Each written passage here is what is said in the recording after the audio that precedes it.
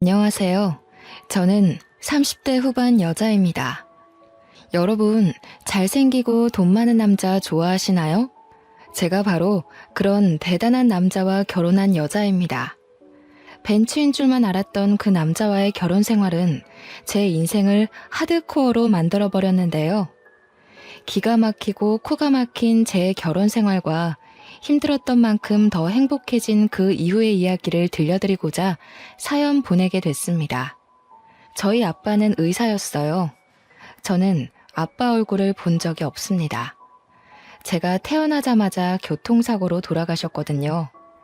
아빠가 돌아가셨을 때 저희 엄마 나이가 고작 22살이었다고 해요. 본인도 어린 나이에 엄마는 어린 저를 업고 다니며 안 해본 일이 없었죠. 제가 조금 크고 나서는 외할머니가 저를 돌봐주셨어요. 외할머니는 다리가 좀 불편하셨어요. 손녀딸 밥을 해주려고 떠리로 나온 생선을 들고 절뚝거리며 걸어오시던 할머니. 밤에 재래실 화장실에 혼자 가기 싫다고 하면서 볼일 다 볼 때까지 밖에서 기다려달라는 손녀의 말을 늘 들어주던 할머니. 그런 할머니에게 보냈어요. 할머니 등에 업히면 그렇게 포근하고 따뜻할 수가 없었거든요. 지금 생각해보면 정말 미안한 일 투성이에요. 초등학교에 들어가고 나서 엄마는 더 바빠졌어요. 식당에서 일하느라 아침부터 밤까지 눈코 뜰 새 없이 바빴어요. 집에는 늘 할머니만 있었고 학부모 참관 수업에도 엄마 대신 할머니가 왔죠. 지영이네 엄마는 왜 저렇게 늙었냐고 친구들이 수군대던 날 저는 할머니에게 다신 학교에 찾아오지 말라고 소리를 질렀습니다. 제가 초등학교 4학년 때였어요. 그날 저녁 저는 화장실에 가다가 밤에 돌아온 엄마와 할머니가 부엌에서 나누는 얘기를 들었습니다. 다리도 안 좋으면서 뭐하러 자꾸 시장에 가세요. 먹을 거는 제가 식당에서 다 가져오잖아요. 이거 보세요. 넘어져가지고 바지 다 찢어졌잖아요. 걷어보세요. 약 바르게. 앞으로 지영이 업어주지도 마세요. 괜히 애까지 다치게 하지 마시고.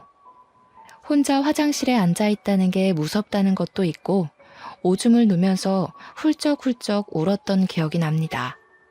그날 저는 몰래 손전등을 켜고 잠든 할머니의 바지를 걷어 할머니의 깨진 무릎을 한참 들여다봤어요.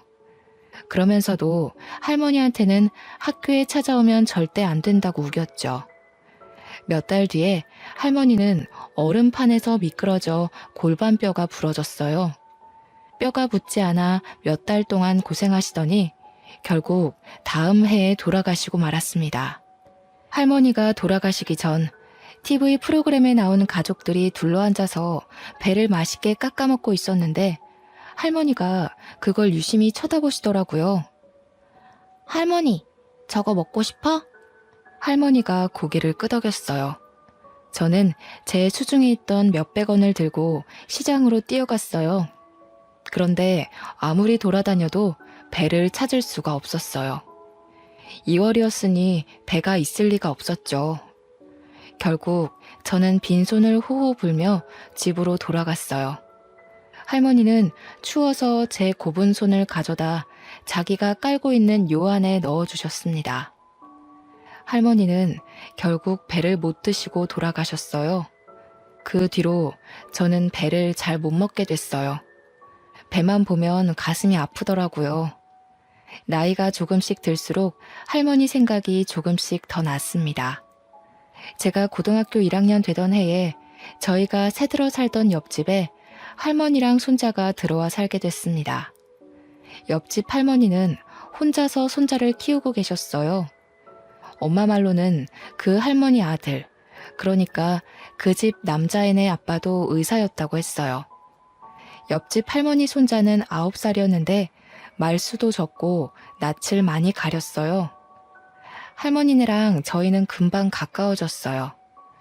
귀가 어두운 할머니 대신 제가 전화를 받아드리곤 했죠. 엄마는 식당에서 음식을 가져올 때 옆집 목까지 가져오시게 됐죠. 할머니가 어린 손자 키우느라 혼자 애쓰는 게 안쓰럽다면서요. 할머니는 폐지를 주워 번 돈으로 손자를 어렵게 키우고 계셨어요. 저도 시간이 날 때마다 할머니 손을 덜어드리려고 그 집 청소나 빨래도 해드렸어요. 제가 학교 다녀오면 저녁 지어서 가져다 주고 옆집 손자랑 저랑 나란히 앉아서 숙제를 할 때가 많았죠. 그 애가 숙제를 잘하고 있나 들여다보면 애가 되게 똑똑하다는 걸 알 수 있었어요. 특히 초등학교 2학년 산수는 걔한테는 너무 쉬워 보였어요. 저는 근처 한 책방에서 윗학년 참고서를 싸게 사다가 걔한테 가르쳐 봤습니다. 뭐든 금방금방 이해하는 아이더군요. 그렇게 그 아이와 자주 지내다 보니 할머니가 돌아가신 이후 처음으로 혼자가 아니라는 느낌을 받았던 것 같아요. 누군가에게 마음을 준다는 것, 챙겨줄 대상이 있다는 건 생각보다 훨씬 더 좋은 일이었습니다. 저희 엄마도 늘 그러셨거든요. 너보다 힘든 사람들에게 친절하게 대하고 따뜻한 마음을 가져야 한다고요. 그러면 좋은 일이 생길 거라고요. 한 번은 옆집 할머니가 목욕탕에서 미끄러져서 다리가 부러졌어요. 할머니가 제대로 움직이질 못하니 집안 살림이며 손자 밥 챙기는 것까지 제가 다 도와드렸습니다. 할머니가 제 손을 잡고는 말씀하셨어요. 아이고, 지영이는 어쩌면 그렇게 이쁘고 상냥하니? 지영이 같은 며느리들이면 내가 소원이 없겠어. 지영이도 공부 열심히 해서 아빠처럼 의사 되렴. 지영이 같이 착한 의사가 있으면 병이 그냥 싹 나을 것 같아. 그건 저희 외할머니가 늘 하시던 얘기였어요. 할머니도 당신 사위, 그러니까 저희 아빠가 얼마나 잘생기고 착했는지 얘기하시면서 저도 아빠처럼 남을 돕는 의사가 되라고 하셨었죠. 그렇게 가족처럼 지내길 1년이 흘렀는데 제가 고2 때 저희는 이모가 살고 있던 충청도로 이사를 가게 됐어요. 엄마가 이모랑 이모부가 하던 농장 일을 좀 도우며 지내기로 하셨거든요. 친구들이랑 헤어지는 것도 슬펐지만 무엇보다 옆집 할머니랑 손자랑 헤어지는 게 슬펐어요. 할머니, 제가 자주 놀러 올게요. 무리하지 마시고 건강하게 계셔야 해요. 수환이도 할머니 말씀 잘 듣고 누나가 공부 도와주기로 했는데 미안해. 수환이는 진짜 훌륭한 사람이 될 수 있을 거야. 알았지? 제 말을 듣고 있던 그 애는 얼굴이 잔뜩 굳어져서 혼자 구석에 가만히 서 있더니 그만 대문 밖으로 뛰어나가 버렸어요. 그 뒤로는 다시는 할머니도 그 애도 만나지 못했습니다. 새 학교에서 적응하느라 바빴고 곧 고3이 되어서 정신이 없었거든요. 옆집 할머니랑 손자가 잘 지내는지 종종 생각이 났지만 얼마 뒤에 전화번호가 바뀌어 연락할 수 없게 됐어요. 나중에 찾아가 봤지만 이사 간 뒤였습니다. 그렇게 시간이 흘러 저는 대학에 가게 됐어요. 두 할머니는 제가 의사가 되길 바라셨지만 저는 사실 그렇게까지는 성적이 좋지는 못했어요. 의대는 못 갔지만 그래도 꽤 좋은 4년제 대학에 간호대를 갔어요. 열심히 공부해서 그 학교 대학병원에 취직도 했습니다. 간호사 일은 힘들었어요. 선배들 괴롭힘도 심했고 매번 환자가 돌아가시는 걸 봐야 하는 건 마음이 정말 힘들더군요. 그래도 아빠 생각도 나고 저는 남들 돌보는 일에 보람을 느끼며 일하고 있었습니다. 그리고 거기서 알게 된 남자가 저에게 구애를 하기 시작했습니다. 30대 중반의 성형외과 전문의였는데 시원시원한 이목구비에 키도 크고 비싼 스포츠카를 몰고 다니는 남자였죠. 한마디로 번지르르한 남자였습니다. 집이 엄청 잘 산다는 소문이 자자했어요. 병원에서 얼굴 좀 반반하다 하는 간호사들은 다들 그 사람 관심을 끌어보려 애쓰고 있었어요. 근데 저 진짜 궁금한 게 있는데 저 같은 애가 어디가 좋아서 이렇게 잘해주시는 거예요? 성훈 씨 주변엔 저보다 집안도 좋고 예쁜 여자들 많잖아요. 글쎄요. 저는 비슷비슷한 여자들은 질려서 말이에요. 그러니까 그게 그렇다기보다는 뭐랄까, 예쁘고 그런 거는 다 소용없는 것 같아요. 지영씨 같이 착한 여자가 최고죠. 사귄 지 6개월쯤 지났을 때 그 남자가 갑작스레 청혼을 하더군요. 다이아가 박힌 반지를 내미는데 그만 말문이 막히고 말았어요. 내 나이 35, 제 인생에 그렇게 비싼 반지를 받을 거라 생각해보지 못했거든요. 제 결혼은 처음부터 삐걱거렸어요. 시어머니는 식사 내내 저를 무슨 동물원 원숭이 마냥 안 입고 온 얼굴로 훑어보더니 결국 제가 잠깐 자리를 비운 사이에 남편에게 불만을 늘어놓고 있더군요. 아무리 아무나 못 들인다고 해도 그렇지. 어떻게 저렇게 빈티나는 애를 데려와? 저런 애들 우리 집안 돈 보고 달려들어서 어떻게든 빨아먹어보려고 기생충같이 들러붙는 거 몰라? 지영이는 진짜 그런 애 아니라니까요. 결혼 빨리 해야 하는데 그만 좀 하세요 진짜. 어휴, 고심 끝에 악수 둔다더니 제 아빠 닮아서 이상하게 촌스러운 여자들이나 좋아하지. 나중에 엄마 말 들을 걸 그랬다고 후회하지나 마라. 엄마는 너무 차이나는 결혼 아니냐면서 걱정을 하셨어요. 상견례 하고 나서부터는 더 걱정이 많아지셨죠. 지영아, 결혼은 신중하게 해야지. 아무래도 엄마는 마음이 좀 편치가 않네.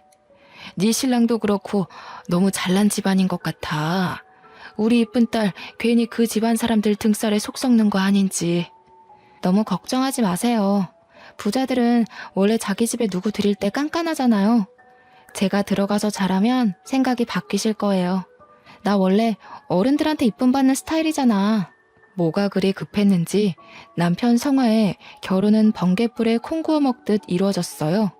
병원에는 우리 둘이 결혼한다고 소문이 쫙 났고 절 질투하는 시선도 많았습니다. 전 아빠가 없이 자랐기 때문에 어릴 적부터 어서 빨리 저만의 따뜻한 가정을 꾸리고 싶다는 생각이 컸죠. 어쩌다 보니 나이만 잔뜩 먹었는데 이보다 더 괜찮은 남자를 만나기 어려울 거라는 생각을 했던 것 같아요. 괜찮을 거라고 엄마를 다독이면서 제 마음도 다독였던 것 같습니다. 하지만 그 집안 사람들이 좀 이상하다는 걸 알기까지는 오래 걸리지 않았어요. 부잣집 여자들은 자기들끼리 사교 모임을 하더군요. 시어머니는 거기에 저를 꼭 데려가야겠다고 하시는 거예요. 저는 그게 그래도 저를 가족으로 받아주려고 그러는 거라고 생각했어요. 그런데 그 반대였더군요. 시어머니는 저를 사람들한테 선보이고 품평하게 하려고 데려간 거였습니다. 처음 모임에 간 날 화장실에서 만난 시누이가 자기 친구 앞에서 제 차림을 보면서 비웃을 때부터 알아봤어야 했죠. 어머 언니, 그건 어디 옷이에요? 설마 시장에서 산 거 아니죠? 무슨 소리예요 아가씨, 이거 백화점에서 산 거예요. 백화점? 아, 서민들은 백화점 할인대를 그렇게 좋아한다던데.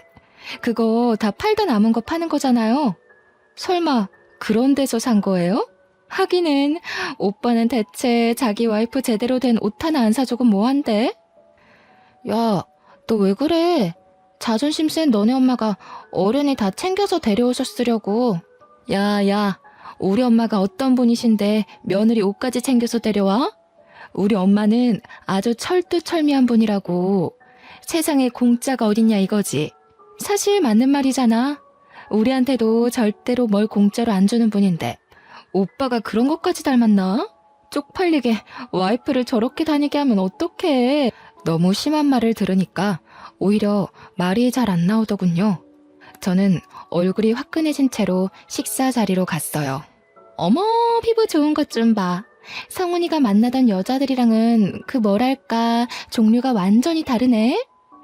그러게요. 성훈이 원래 글래머러스한 스타일 좋아하지 않나? 대체 무슨 바람이 불었대? 나도 그게 의문인데 그래도 뭐 장점이 있겠지 하면서 보는 중이야. 자기들도 좀 봐줘. 물건도 마음에 안 들면 반품하는데 내 아들 인생 망치는 일 없게 하려면 질이 어떤지 빨리빨리 뜯어봐야 하잖아. 아유, 미연 씨도 참 말 돌려 안 하는 건 알아줘야 한다니까. 성훈이가 이 여자 저 여자 만나고 다녀도 공부는 잘했잖아. 그래도 머리가 있으니 생각을 했겠지. 부자들은 생각하는 게 좀 다른 걸까요? 정말 다시는 가고 싶지 않은 자리였습니다.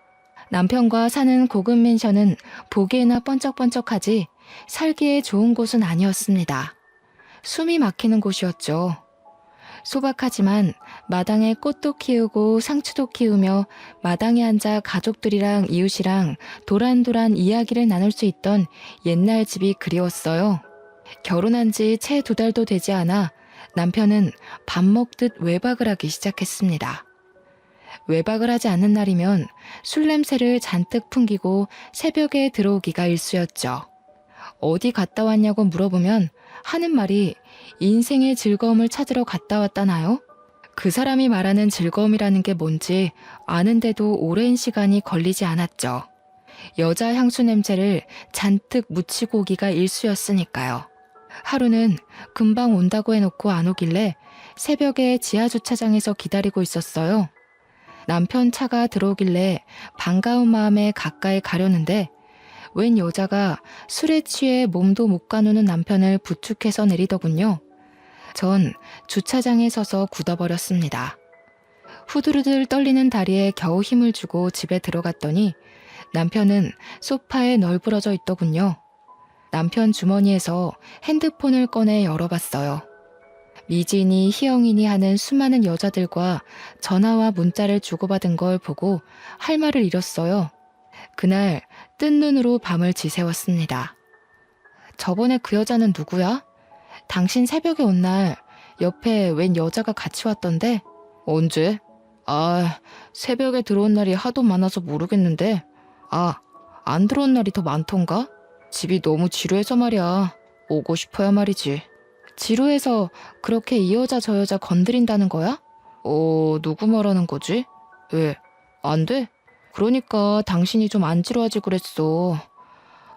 당신 같은 여자는 좀 다를 줄 알았는데 하나도 다를 게 없더라고. 결혼이 이렇게 재미없을 줄이야. 지금 그걸 말이라고 해? 당신 진짜 제정신이야? 재미없으면 무슨 짓이든 다 해도 돼? 하면 안 되는 이유는 또 뭔데? 간통죄로 고소하려고? 하려면 해봐. 빈손으로 와서 내 집에 빌붙으면서 그 정도도 못 참아주냐? 하기는 우리 엄마 말대로 너 같은 애들이 하는 짓이란 게 다 그런 거겠지 뭐. 눈치도 없고 염치도 없고. 그 와중에 저는 시어머니랑 신우한테 사교 모임에 끌려다녀야 했습니다. 그 모임을 생각하는 것만으로도 죽을 맛이었어요. 바보 같은 생각이지만 그때는 그것도 안 하면 그대로 이혼일지도 모른다는 생각에 거부할 수가 없었어요. 아이고, 지영씨 잘 지냈어? 어떻게 얼굴이 좀 안 좋아 보이네? 하기는 성훈이 같은 남자랑 살기가 쉽지 않지? 시어미도 시어미인데 성훈이가 진짜... 성훈이가 우리 딸 싫다 그러길 천만 다행이었달까? 요즘 일이 힘들어서요. 세화 아주머니는 잘 지내셨어요? 아주머니는 갈수록 더 이뻐지시는 것 같아요. 나? 내가? 어머, 고마워. 남들이 그렇게 말하면 빈말 같은데 지영씨가 말하면 진짜 같다니까. 그렇게 말해주니까 내가 또 좀 미안해지네. 지영씨는 뭐 진짜 같이 말하는 기술이라도 있는가 봐? 진짜예요. 얼른 들어가요. 다들 기다리고 있겠어요. 왜 이제 오니? 아이고, 저 꼬락서니 옷 못 입는 건 여전하구먼. 우리 집안 이제 백화점이랑 장학재단도 운영해야 하는데 저런 애가 성훈이 옆에 있어야 한다니 앞날이 아주 그냥 캄캄하네. 진짜야? 그거 다 성훈이네한테 물려주는 거 맞아? 결혼도 했는데 여태까지 안 물려주는 거 보면 뭐 다른 수가 있는 거 아니었어? 이 여편 애들이 알지도 못하면서 그 촌스러운 노인네가 그 많은 재산 가지고 뭘 하겠어? 그냥 욕심나서 안 주고 있는 거지. 어차피 얼마 살지도 못할 거 왜 그렇게 끌어안고 있는지 물려줄 데도 없으면서 이승에 무슨 미련이 남아서 그 나이까지 펄펄 살아있는지 원. 펄펄 살아있는 건 아니지. 그때 입원하느라 성훈이 결혼식에도 참석 못하셨잖아. 그나저나 그 노인네 요새는 어디서 지내시나? 울 시엄마도 슬슬 양로원으로 보내야 할 텐데 그 외에 고려호텔 양로원이 괜찮다던데. 그 할망구는 그런데 안 가. 그런데라도 좀 박혀 있었으면 좋겠는데 어찌나 촌스러운지. 그런 데는 답답해서 못 있는다나? 맨날 집에 돌아갔다가 탈나서 병원에 입원하잖아. 아유, 진짜 누가 성훈이 할머니인 줄 알까봐 겁난다니까. 아, 그 할머니 고집만큼 목숨줄 질긴 거는 우리가 다 알지. 자기가 고생이 많아. 얼른 물려줘야 성훈이가 병원도 차리고 할 텐데.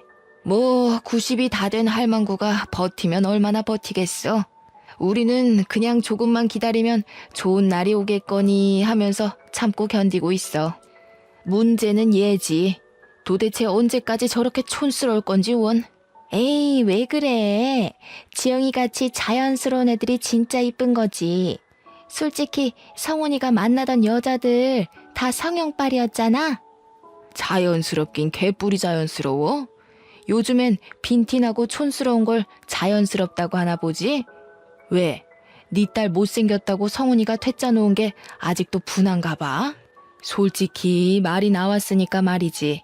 내 아들처럼 잘난 애가 도대체 왜 저렇게 아무것도 볼 게 없는 여자랑 살아야 해?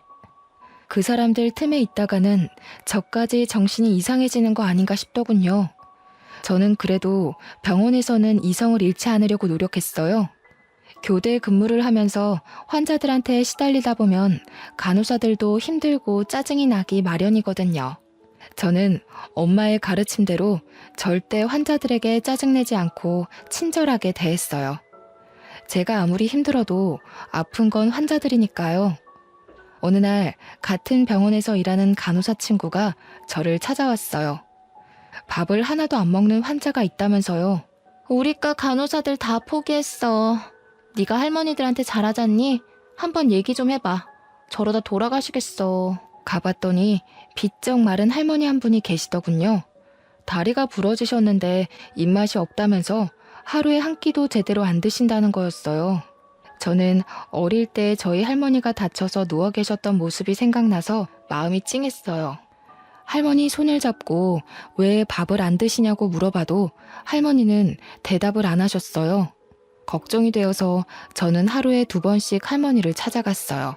며칠 동안 할머니는 한마디도 안 하셨어요. 할머니, 안녕하셨어요. 오늘 날씨가 참 좋죠? 오늘 고등어 반찬이 나왔던데 식사는 좀 하셨어요? 저는 고등어를 좋아해요. 저 어릴 때 저희 할머니가 저 주시려고 자반 고등어를 얻어오시곤 했거든요. 저는 지금도 그때 먹었던 고등어 반찬이 세상에서 제일 맛있는 음식이었던 것 같아요. 그때까지 꿈쩍도 안 하시던 할머니가 갑자기 치마 속을 뒤지시더라고요. 할머니는 치마 속에 숨겨놨던 박하사탕 하나를 꺼내더니 제게 주셨어요. 이거 저 주시는 거냐고 했더니 말없이 고개만 끄덕이셨어요. 저는 그 사탕을 소중히 품고 집에 돌아갔습니다. 다음 날 할머니에게 또 찾아갔어요. 사탕 맛있게 잘 먹었어요, 할머니. 어쩐지 답답한 이 좀 시원해지는 것 같지 뭐예요? 할머니가 주신 사탕에 무슨 마법이라도 들어있었나? 저한테 맛있는 거 주셨는데 할머니한테도 맛있는 거 드리고 싶어요. 뭐 드시고 싶은 거 없으세요? 할머니는 여전히 말이 없으셨어요. 저희 할머니는 아파서 누워 계실 때 배가 드시고 싶다고 그러셨어요. 그런데 그때 겨울이라 배를 못 구했거든요. 참, 그때는 제가 너무 어렸죠. 잘해드린 것 하나 없는데 너무 일찍 돌아가셨어요. 그때 할머니가 처음으로 말씀하셨어요. 막걸리. 어? 막걸리요? 아, 술은 좀 그런데. 할머니, 막걸리 말고 다른 거 드시고 싶은 건 없으세요? 막걸리. 아이고, 알겠어요, 알겠어. 막걸리 가져다 드릴게요. 환자한테 술이라니 안 될 말이었지만 어차피 아무것도 안 드셔서 잘못되시느니 드시고 싶은 거라도 드시게 하는 게 나을 것 같았죠. 다음 날 몰래 할머니한테 가서 막걸리를 종이컵에 따라 드리려는데 처음 보는 의사가 나타났습니다. 지금 뭐 하시는 거예요? 왜 환자한테 술을 줍니까? 아, 그게 저기 그러니까 죄송합니다. 전 그냥 할머니가 너무 드시고 싶다시길래 할머니, 막걸리는 안 된다고 했잖아요. 병원에서 술 드시면 안 되는 거 모르세요? 아, 다른 걸 드시라니까 진짜. 안 먹어. 안 먹는다니까. 막걸리 줘. 저렇게 드시고 싶다는데 딱 한 잔만 드리면 안 될까요? 안 되는 건 아는데 이거 드시면 입맛이 도실지도 모르잖아요. 식사 안 하시는 게 너무 신경이 쓰여서 그래요. 제발요. 아, 진짜 안 되는데. 결국 저는 할머니에게 막걸리를 드렸어요. 정말 다행인 건 그날 할머니가 저녁 식사를 하셨다는 거였습니다. 저를 말리던 의사는 새파랗게 어린 인턴 의사였어요. 그 인턴도 할머니가 걱정이 돼서 자주 가보는 모양이더라고요. 남편의 바람기는 계속됐어요. 급기야 집에 여자들을 끌어들이기까지 했습니다. 정말이지 기가 막히고 코가 막혔습니다. 내가 아무리 무시를 당하고 살아도 그렇지 이렇게 대놓고 여자를 끌어들이다뇨. 저는 또 뜬 눈으로 밤을 지새워야 했어요. 아무리 이혼이 무서워도 더는 이렇게 숨막히게 살고 싶지 않았습니다. 저는 다음 날 병원에서 좀 떨어진 부동산에 찾아가 원룸을 하나 얻었어요. 당장 입을 것만 챙겨서 원룸에 들어갔습니다. 원룸에 누워 천정을 보고 있자니 제 신세가 처량해서 헛웃음이 나올 지경이더군요. 그냥 내 둥지를 만들고 싶었던 것뿐인데 어쩌다 이렇게 됐지? 앞으로 어떻게 해야 하지? 그때 퍼뜩 그런 생각이 들었습니다. 제가 그런 남자랑 살고 있는 걸 할머니가 아시면 얼마나 슬퍼하실까 하는 생각 말이에요. 다음 날 아침 저는 집에 들어가 술에 취해 자고 있는 남편을 깨워 이혼하자고 말했어요. 결혼한 지 고작 6개월이 넘었을 뿐이었죠. 너무 빨리 이혼하면 위자료를 못 받을 수 있다는 말도 있었지만 그런 게 중요한 게 아니란 생각이 들었어요. 그런데 남편이 싫다는 거였습니다. 이유가 가관이었습니다. 아, 좀 기다려봐. 뭐 이렇게 급해? 이혼하면 그 할망구가 재산 안 물려줄지도 모른단 말이야. 결혼하면 금방 줄 줄 알았는데. 콩고물이라도 받으려면 더 참고 견뎌야지. 안 그래? 세상에 공짜가 어딨어? 그날 저녁 근무가 끝나고 원룸에 들어가 사탕 할머니가 주신 박하사탕을 들고 바깥으로 나갔어요. 가슴이 답답해서 바람이라도 쐬려고요. 거기서 사탕 할머니 때문에 알게 된 인턴이를 만났습니다. 알고 보니 옆집에 그 인턴이가 살고 있었더라고요. 그 사람은 아무것도 묻지 않고 제 옆에서 별을 보고 있었습니다. 제가 결혼한 걸 알 텐데 왜 혼자 원룸에 사는 건지 물어보지 않는 게 참 고마웠어요. 이혼 자체보다 병원 사람들이 수군대고 남편이랑 어떻게 된 거냐고 물어볼 게 너무나 두려웠습니다. 다행히 사탕 할머니는 밥을 그 뒤로 곧잘 드셨어요. 할머니가 드시고 싶다는 게 있으면 저는 조금이라도 빨리 갖다 드리려고 노력했어요. 제 현실은 너무나 답답했지만 사탕 할머니한테만 가면 마음이 한결 편해졌어요. 할머니는 저에게 이것저것 물어보실 정도로 마음을 여셨습니다. 몇 살인지, 부모님은 살아계신지, 어린 시절은 어디서 보냈는지 그런 걸 조금씩 물어보시더군요. 본인 얘기도 해주셨어요. 남편을 일찍 여의고 혼자 아들을 키우느라 안 해본 일이 없으시다고요. 저희 집 얘기랑 비슷해서 할머니에게 더 정이 갔습니다.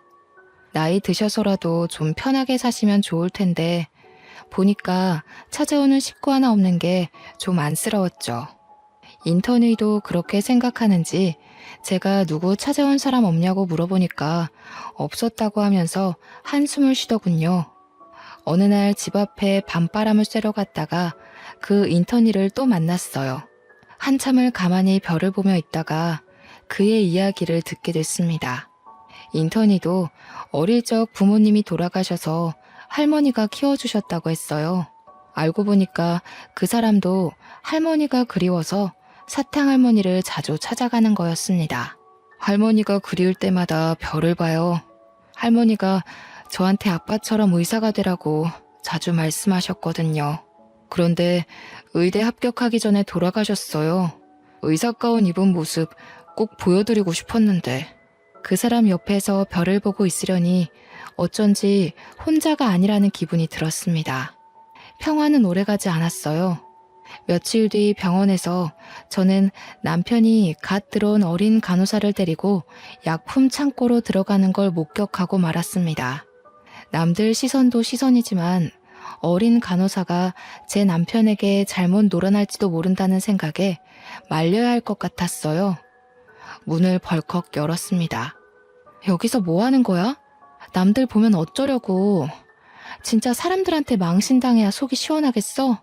거기 신입도 이 사람하고 엮이지 말아요. 입사하자마자 사람들 입방아에 오르내리고 싶어요? 어허, 이거 집 나간 여자가 왜 말이 많아? 난 어차피 여기 나가서 병원 개원할 거라 상관없는데? 집에서 바가지를 못 긁으니까 밖에서라도 괴롭히는 거냐? 그렇게는 안 되지. 너 따위가 뭐라고 나를 방해해? 봤죠? 이 인간 쓰레기인 거. 좋은 말로 할 때 얼른 나와요. 거참 말 더럽게 많네. 너는 그냥 입 다물고 내 대회용 와이프 노릇이나 하면 돼. 재미없어도 내가 데리고 살아준다잖아. 앞으로 백화점도 생기고 재단도 생길 텐데 뭔 불만이 그리 많아? 그냥 입만 다물고 있으면 된다니까. 저는 결국 약품 창고 문을 닫고 나왔습니다. 괜찮은 줄 알았는데 결국 눈물이 흐르더군요. 눈물을 훔치며 화장실 쪽으로 가는데 옆집 인턴이와 딱 마주쳤습니다. 왜 우냐고 얼굴에 물음표를 잔뜩 띄우고 물어보는데 전 별일 아니라면서 화장실 쪽으로 도망쳤어요. 그런데 그 사람이 남편이 들어가 있는 약품 창고 문을 벌컥 여는 게 아니겠어요? 아, 세준 씨, 거긴 안 돼요. 그냥 가던 길 가시라니까. 창피한 마음에 말려봤지만 그는 이미 모든 걸 목격한 후였죠. 그날 시어머니로부터 다음 모임에 참여하라는 호출이 왔습니다. 저는 시어머니를 만나 단판을 지으려고 일단 찾아갔어요. 남편이 지금까지 심하게 바람을 피웠고 지금 별거 중이며 병원에서까지 여자들을 건드리고 다닌다는 걸 알리며 이혼하겠다고 말했습니다. 그런데 이 집안 사람들은 저를 실망시키는 법이 없더군요. 시어머니는 뭐 그런 걸 가지고 소란을 피우냐는 얼굴이었습니다. 그게 다야? 뭐 별것도 아니구먼. 우리 아들같이 다 가진 남자랑 살면서 그 정도도 없을 줄 알았어? 우리가 물려받을 재산이 얼만데 세상에 공짜가 어디 있니? 성훈이가 너랑 이혼한다고 안 하는 것만 해도 다행인 줄 알아. 그래요, 언니. 언니가 지금 이혼하면 언감생심 우리 오빠 같은 남자 만날 수 있을 것 같아? 아니, 나이가 그렇게 많은데 결혼이나 할 수 있을까 모르겠네. 솔직히 나이가 문제가 아니긴 하지. 스타일이 그렇게 촌스러워서야 남자들이 거들떠나 보겠어요?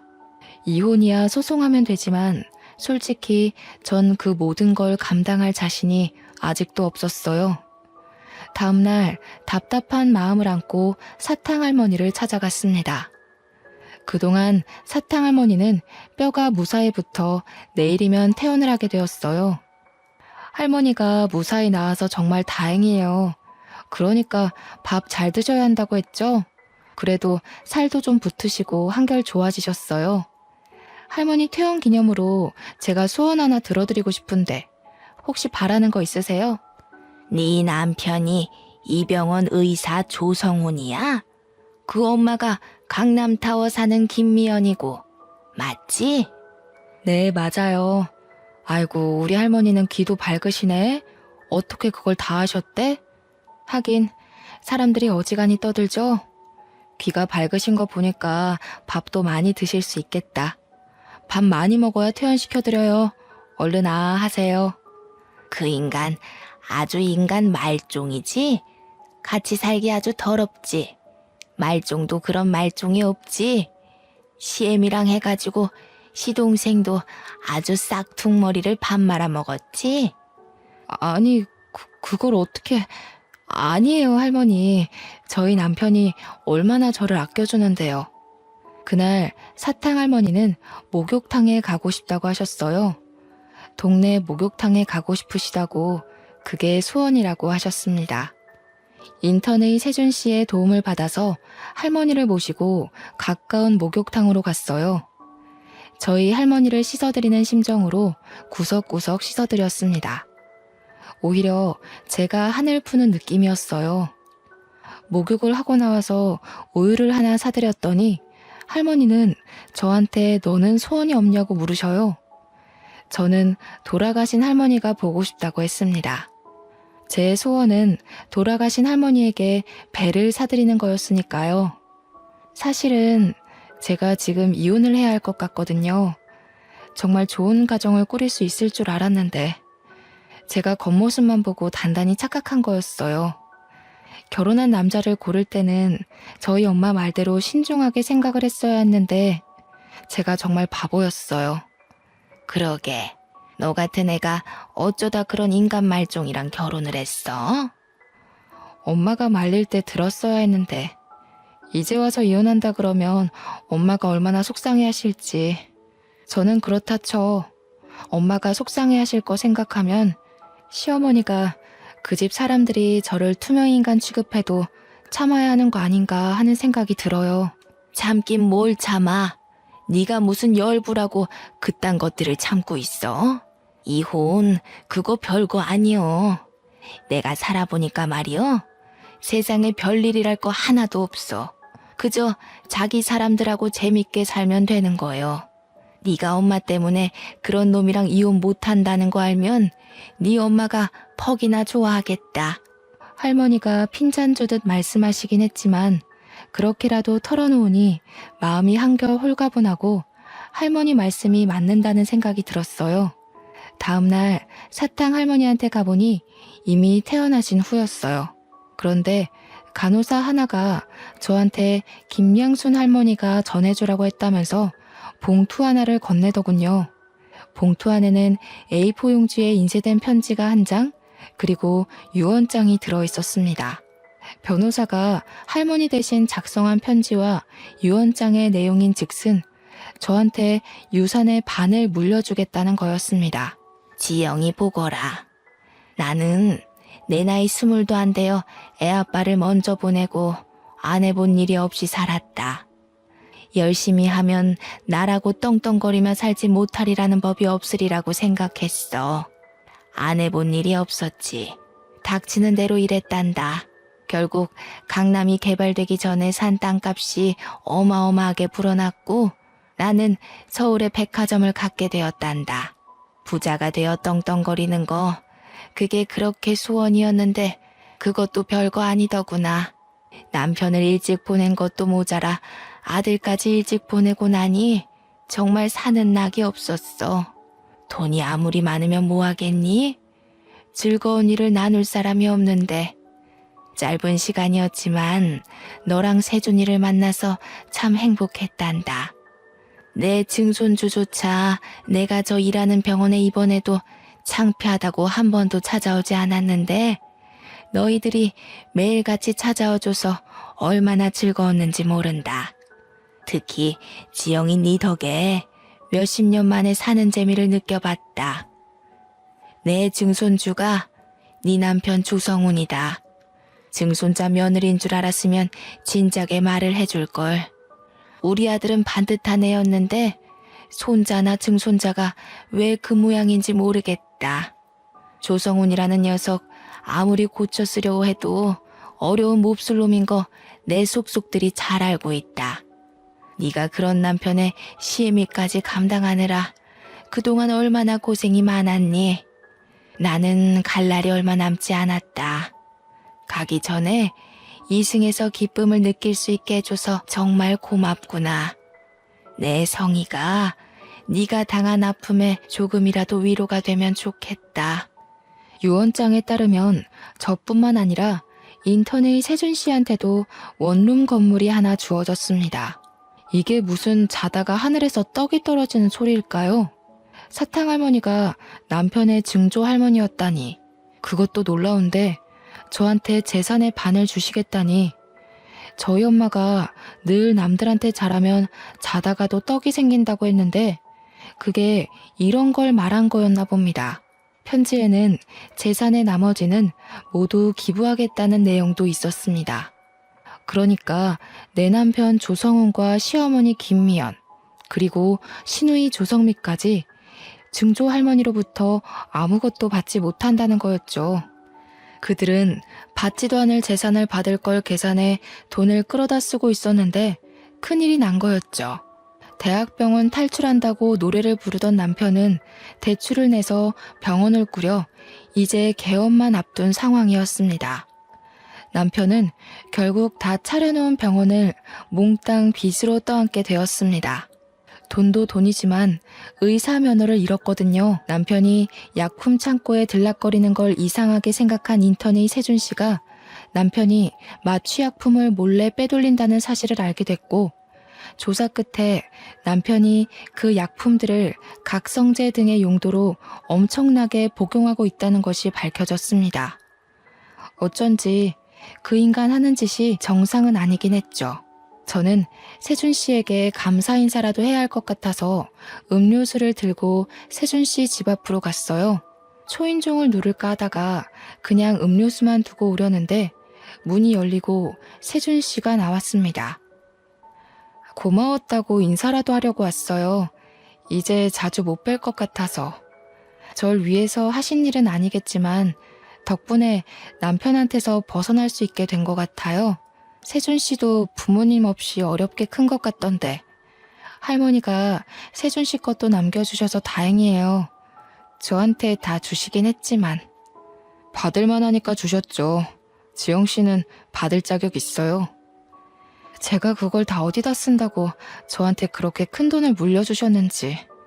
아무튼 다음 주에 할머니 뵈러 갈 건데 괜찮으시면 저랑 같이 가요. 돈이야 좋은 데 쓰면 되죠. 근데 아직도 저 모르시겠어요? 예? 모른다니 뭘. 저 수환이에요. 옆집 살던 지수환이요. 누나가 저 공부도 가르쳐주고 밥도 해주고 그랬잖아요. 할머니가 이름 바꿔야 한다고 바꿔주신 건데 아무리 그래도 그렇지 어떻게 그렇게 몰라보세요? 저는 누나 보자마자 알아봤는데. 누나 이사가고 얼마나 누나 생각 많이 했는데요. 그런 남자랑 결혼할 줄 알았으면 진작 찾아내는 건데. 그 꼬질꼬질한 꼬마가 의사가 됐다고? 어릴 때부터 똑똑하긴 했지만 이름도 다른데다 그때랑 달리 키가 너무 훤칠하게 크고 인물도 훨씬 좋아져서 못 알아봤던 거였어요. 남편이랑 시댁 식구들은 아직 유언장에 대해 모르고 있었습니다.